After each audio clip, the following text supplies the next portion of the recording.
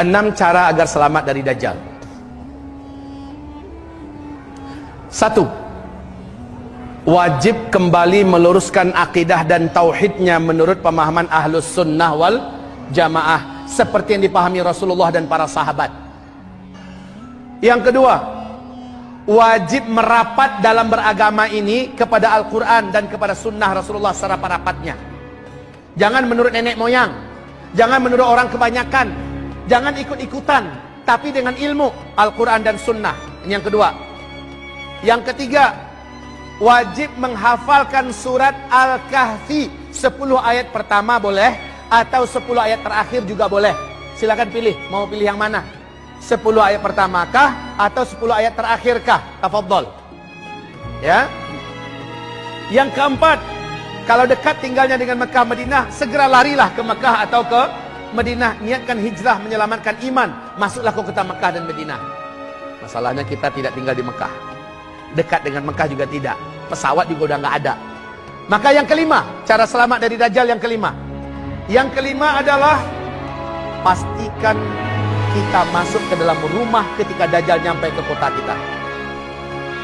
Ya, bawa istri, bawa anak-anak gadis perempuan kita, bawa mak-mak kita masuk ke dalam rumah, ikatlah kaki dan tangan mereka, tambatkanlah di tali-tali di tiang rumah, tali-tali tersebut di tiang-tiang rumah, tutup pintu rapat-rapat, tutup jendelanya rapat-rapat, dan kamu yang ada di rumah baca surat Al-Kahfi. Yang kelima. Yang keenam, kalau berpapasan dengan Dajjal di tengah jalan, nah ini yang nggak bisa kita hindari, ya kan? Saat itu kata Rasulullah SAW, dua pilihan kita. Dua pilihan kita. Pilihan yang pertama kata Rasulullah SAW, jika kamu melihat rombongan Dajjal, maka kamu segeralah berhenti di situ, tundukkan muka kamu, arahkan ke bumi, bacalah 10 ayat dari surah Al-Kahfi, 10 ayat pertama. Ulang-ulangi, selesai baca lagi, baca terus, sampai kamu tidak mendengar suara apapun lagi. Ternyata Dajjal dan para pengikutnya sudah berlalu. Ya, itu cara pertama. Atau kedua, ternyata kamu ketangkap oleh Dajjal. Berpapasan kan, duluan kelihat oleh Dajjal. Nah, kata Dajjal, dapat. Maka Rasulullah memberikan solusi satu saja. Saat itu bacaan Al-Kahfi di depan Dajjal pun hampir tidak bermanfaat. Ini bagi yang hafal. Bagaimana yang nggak hafal? Tambah jadi. Dajjal akan paksa kamu memilih dua pilihan.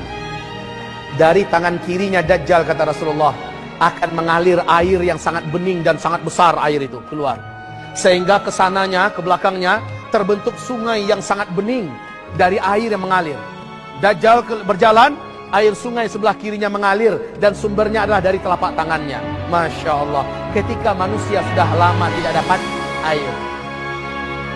Sebelah kanannya, telapak tangan kanan Dajjal yang sebelah kanan. Ini bukan X-Men ya.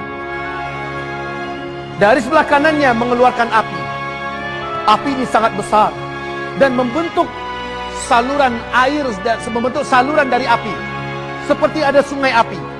Kemana Dajjal berjalan, dua sungai ini mengiringinya. Sungai dari air, sungai dari api.